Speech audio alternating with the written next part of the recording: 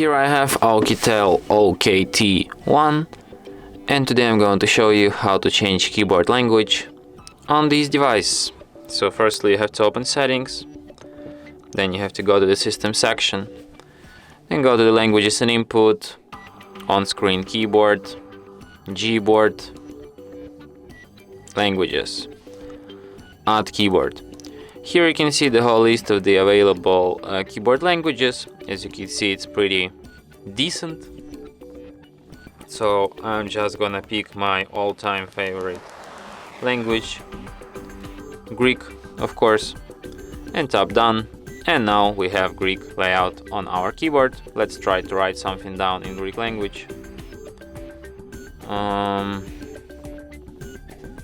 And here you go. Here is my new Greek layout. And that's it. Thanks for watching.